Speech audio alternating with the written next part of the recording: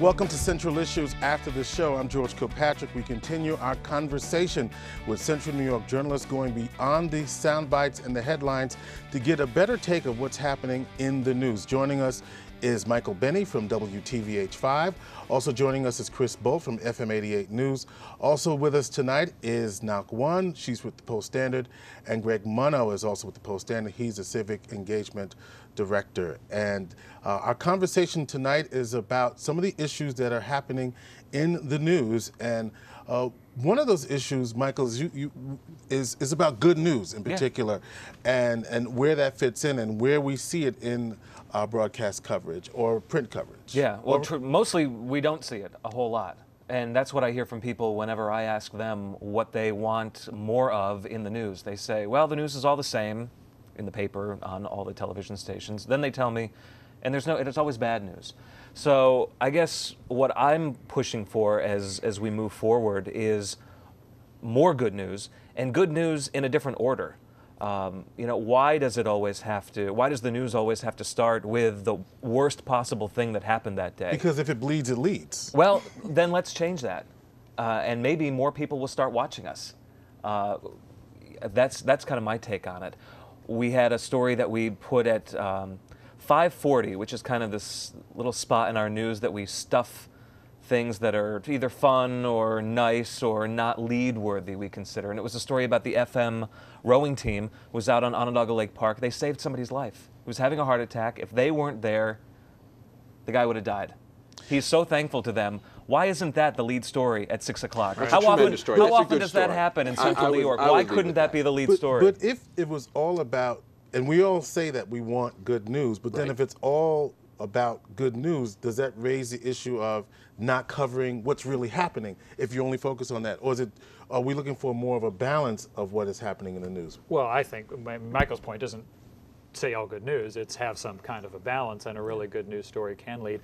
I think a really good news story can lead, and in fact, some of the stuff we talked about downtown and pushing developers and stuff, those are good news stories. I think that's why, at least in my newsroom, we kind of flock to those things because they're good news, just because there's so much that's negative. But the CNY lacrosse, all of the different CNY lacrosse teams, I think that was the kind of good news that many news organizations did. For example, Onondaga Community College, both the women's and the men's, didn't they both win championships? Won championships. And then Syracuse won a Syracuse won, Colgate won, Lemoyne lost, but in the championship. And the Syracuse University women's team was in the NCAA tournament. They didn't go that far. But I think that those are kinds of things that bring the community together. I can tell you every place I went over that weekend and beyond, everybody talked about it. People, some were there, and so on. And those got great play. Lacrosse. At the Post-Standard, we are reluctant to label stories as good or bad, positive or negative. News is news. Okay. And we try to present it as news, and we let people decide for themselves whether it's positive or negative. If it impacts them, if it's happened in our backyard, if it's timely, we want to put it out there. Occasionally, I've had people call me up and say, "You never write anything good about us." And I said, well, let me type your name into the system, and you tell me, is this story positive, negative, or neutral? And in the end, they're always amazed by how many positive things we have run by them. And it's very interesting psychology. It is the negative news that sticks in people's minds. To our point earlier, if there is not as much space in the paper, then you're not going to see as much of that, at least in the print form. But maybe on the web, you'll see more of that. Absolutely, and when we talk about, one of the challenges of the redesign is we have that one prominent feature on the front page every day. Right. So there's less of a mix of things on the front page, but we're giving people a better presentation on one story. Right. And it makes picking that story extremely challenging. Right. And we're cognizant that we don't want that story to be a downer every day. I mean, it can't be. I mean, there's certain events that, Sotomayor, SU lacrosse. I mean, we've had a lot of things that I think you could label as positive, filling that space in the last week. In fact, what do we know about, you said Sotomayor brings us up to the first Latina who has been appointed as President Obama's pick to fill the Supreme Court. Her brother, an allergist here in Central New York. That's sort of a nice little connection, don't you think? Sure. Certainly, and we led the news with it when, we did an interview with Juan Sotomayor, who lives in Liverpool with his family. And what was interesting is we had the reporter go to interview him, and came back. I was reading over the copy that was going to air that night, and I said, has she ever been here? And the reporter said, let me find out. I said, let's really make this a local story. Is it good news or bad news? It's maybe neutral news, but let's give that the same weight that we would give the Binghamton shooting or any other really bad news. You know? Sure. Let's talk about one of the issues we didn't get to in our broadcast version of Central Issues is the issue of gay marriage in New York, same-sex marriage in New York. And what's the feeling? What are your readers telling you? What are viewers telling you about the issue of gay marriage and where this might end up? Well, since you're looking at me, Well, I just looked over here. You're right there. You're in front of me. I think it's very, very interesting. It certainly is one that, depending on where you are, it's good news or bad news. Right. As it goes forward and as every decision is made. California just... California had the defeat, or they had the gay marriage ban, and then the Supreme Court So it's kind of a mixed bag. Those who were married were allowed to stay married. Those... and no one else is going to be able to be married at this point until it comes up again. Right. Five states have legalized. It's been out there for New York as something that the state, is considering, and who knows how that'll exactly play out, and certainly interest groups on both sides play in. But it is I think it's a great example. Our listeners are interested in this topic. I would say my feedback is that we have many more who are in favor of seeing gay marriage or legalized.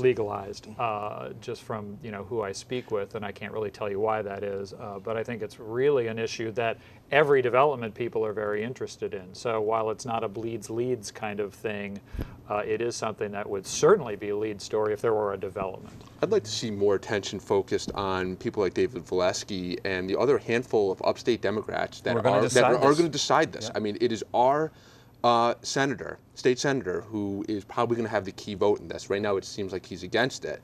I think he's been reluctant to talk to us in depth about his thinking, and I think that it's too big of an issue that he's too close to the center of for him to not talk about it. Absolutely. What are you hearing, Michael? We get lots of emails. Everyone's interested in balance. If we do a story with a lesbian couple who's on television right now, and their family is very supportive of it. The Empire State Pride Agenda is running that spot. We do a story where we go and talk to them. We get emails from people who say, it's clear that you're for it, and it's an abomination, and we're no longer watching you. It's not my job to respond to those emails. It's probably a good thing that it's not my job to respond to those emails, but those get taken care of at the management level. We hear very little pro, but I think that's only because it takes a lot of energy and a lot of passion to sit down and write an email that's that venomous. Senator Valesky's official response continues to be that he is in support of legislation that would legalize civil unions or make the benefits of civil unions, but that he is listening to his constituents and continuing to listen to his constituents on what they believe and what they're saying about this. So that's his official position. And in fact, last week it was reported here that the Empire State Agenda has him in the maybe category as opposed to the no category. They have done some calls, and that's what they say, that he's in the maybe category, and they're the lead organization in New York looking at this issue. Ngoc, what are you seeing? Well,